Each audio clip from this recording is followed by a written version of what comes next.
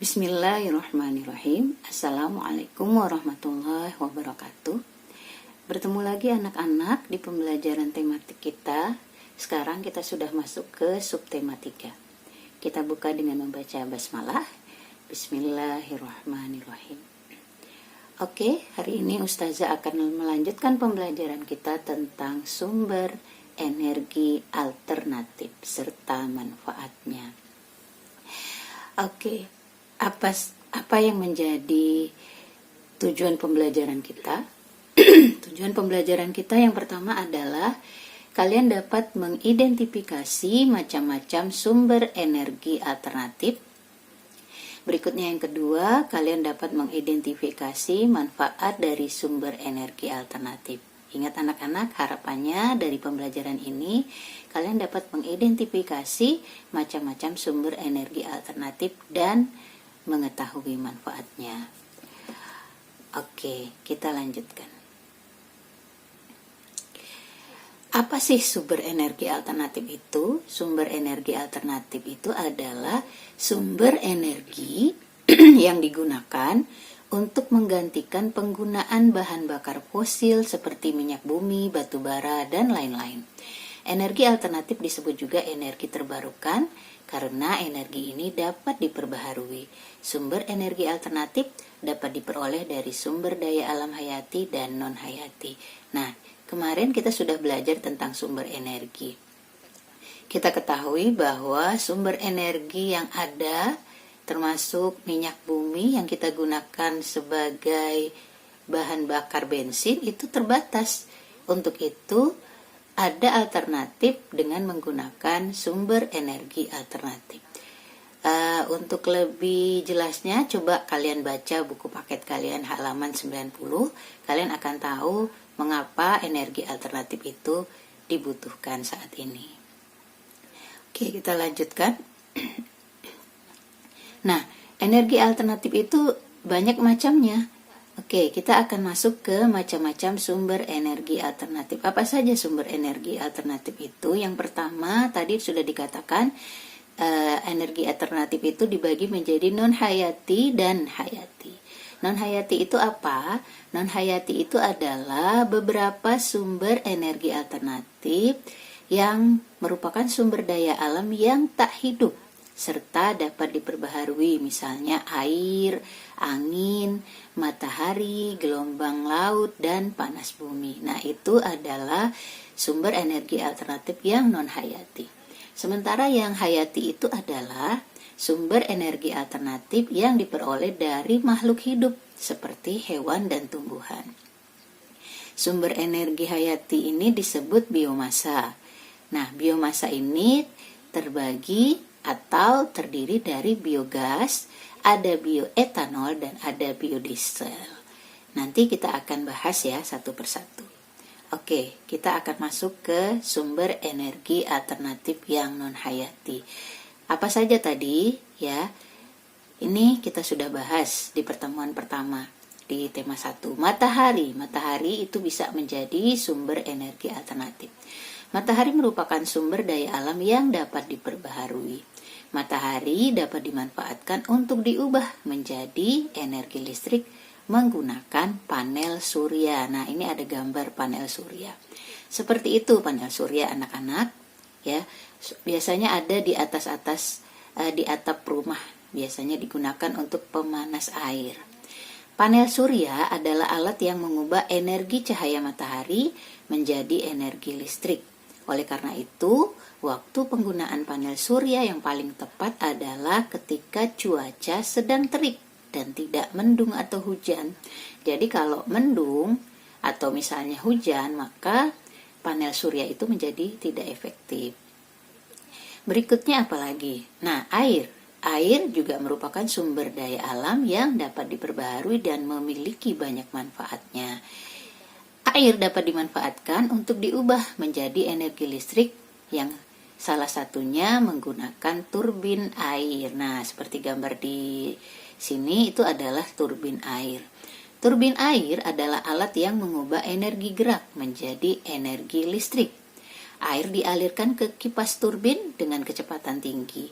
Lalu air tersebut akan menggerakkan poros turbin yang akan diteruskan ke generator listrik untuk diubah menjadi energi listrik ya. Jadi penggunaannya seperti itu. Oke, berikutnya. Angin. Nah, angin juga merupakan sumber daya alam yang dapat diperbaharui. Angin dapat dimanfaatkan untuk diubah menjadi energi listrik. Salah satunya menggunakan kincir angin. Nah, kincir angin adalah alat yang mengubah energi gerak menjadi energi listrik. Angin akan menggerakkan baling-baling dengan kecepatan tinggi. Angin tersebut akan menggerakkan poros kincir yang akan diteruskan ke generator listrik untuk diubah menjadi energi listrik. Berikutnya apa? Berikutnya adalah panas bumi. Nah, seperti gambar di sini, coba kalian lihat. Panas bumi merupakan sumber energi yang ramah lingkungan. Panas bumi dapat dimanfaatkan untuk diubah menjadi uap yang dapat menggerakkan turbin-turbin untuk memproduksi listrik. Panas bumi digunakan pada pembangkit listrik tenaga panas bumi atau PLTPB. Di buku paket bisa kalian lihat di halaman 89. Di situ juga ada contoh panas bumi. Oke, ini adalah yang terakhir itu adalah gelombang laut. Gelombang laut merupakan sumber energi alternatif non-hayati. Gelombang laut dimanfaatkan untuk menggerakkan turbin. Ya, turbin ini lantas dihubungkan dengan generator sehingga bisa menghasilkan energi listrik. Nah, itu ya tadi yang merupakan sumber energi alternatif non-hayati. Nah, sumber energi alternatif hayati itu apa saja? Oke, kita lihat di sini ya. Sumber energi alternatif hayati ya, itu antara lain adalah biomasa. Nah, nama baru lagi nih. Biomasa adalah sumber energi alternatif yang berasal dari makhluk hidup, baik hewan atau tumbuhan. Biomasa sendiri terdiri dari biodiesel, bioetanol, dan biogas. Nah, jadi ada 3 anak-anak yang dari tumbuhan dan hewan. Ada biodiesel, ada bioetanol, dan ada biogas. Oke, kita akan bahas satu persatu.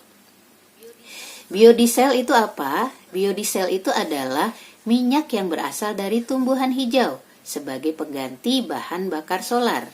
Ya, biodiesel termasuk bahan bakar nabati yang terbuat dari kelapa sawit, kelapa, kemiri, jarak pagar, ini tumbuhan pagaran, tumbuhan yang bisa dijadikan pagar.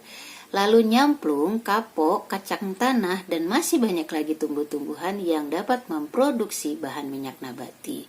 Nah, jadi bisa dipakai sebagai bensin. Jadi jarak itu sudah mulai ada penelitian menggunakan bensin itu menggunakan biji jarak. Nah, ya seperti itu. Minyaknya diambil lalu digunakan sebagai bahan bakar. Berikutnya apa? Berikutnya adalah bioetanol.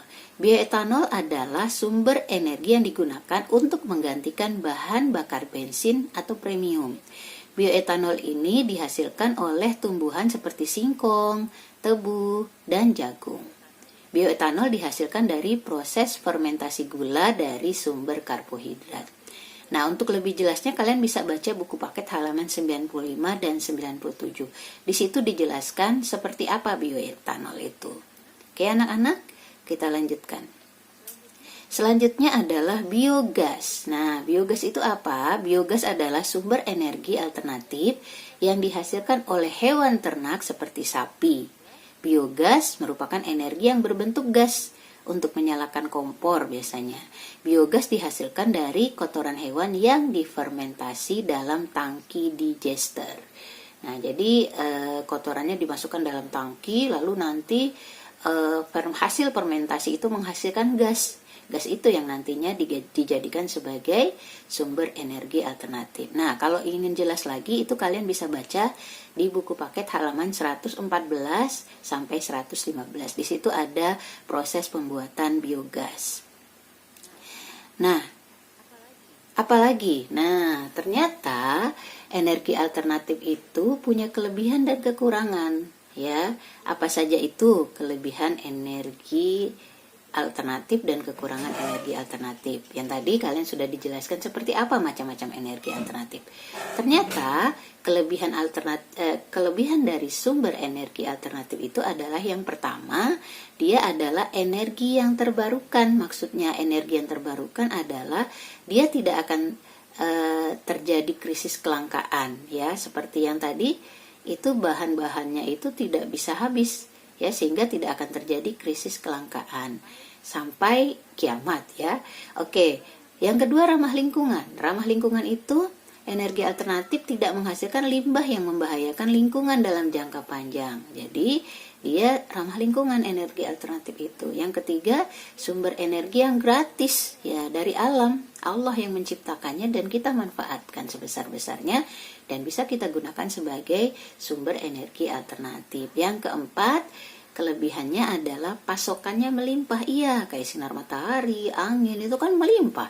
Ya, selama bumi ini ada, maka sumber energi alternatif itu juga akan ada. Nah, itu kelebihan dari sumber energi alternatif. Tapi ada kekurangannya juga. Apa kekurangan dari sumber energi alternatif? Kekurangan dari sumber energi alternatif itu adalah biaya instalasi awalnya tinggi. Nah, itu sebabnya banyak negara-negara yang seperti kita itu tidak banyak memanfaatkan sumber energi alternatif karena memerlukan biaya yang cukup tinggi. Kalau di luar negeri sudah banyak, ya. Oke, yang kedua apa kekurangannya? Kekurangannya penyimpanan dan transportasi. Ya, kan alat-alat yang digunakan itu berat-berat, ya. Lalu membutuhkan tempat yang besar untuk menyimpan alat-alat itu, kan.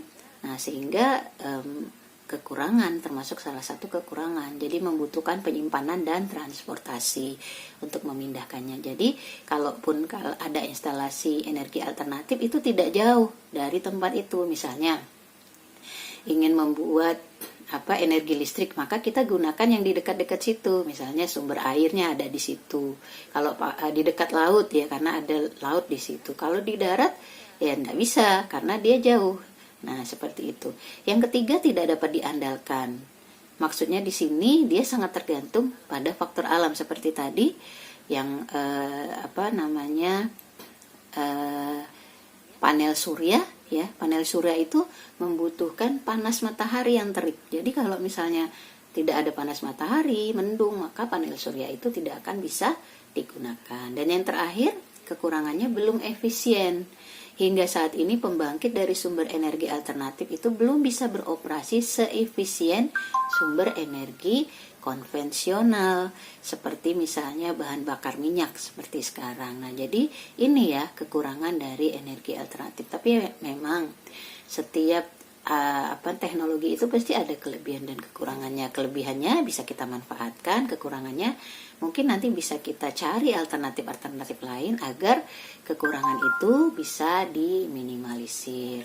Oke anak-anak, jadi hari ini pembelajarannya seperti itu. Mudah-mudahan kalian bisa menyerap pembelajaran tadi dan kalian tahu seperti apa macam-macam sumber energi alternatif dan manfaatnya. Nah, di buku paket itu ada, ya, di halaman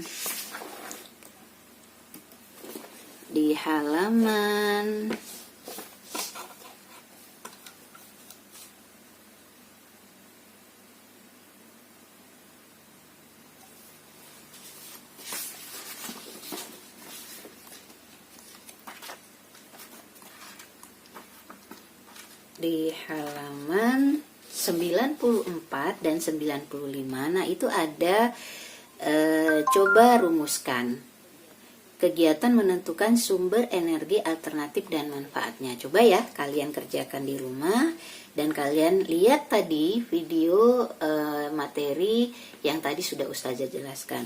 Oke anak-anak, mudah-mudahan itu hari ini bisa kalian serap mata pelajaran IPA-nya, ya, dan bisa mengisi latihan yang ada di halaman 94 dan 95. Oke, anak-anak, itu saja yang bisa Ustazah sampaikan hari ini. Mudah-mudahan kalian bisa mendapatkan ilmu baru tentang sumber energi alternatif dan manfaatnya. Ustazah akhiri Wabillahi taufik wal hidayah. Wassalamualaikum warahmatullahi wabarakatuh.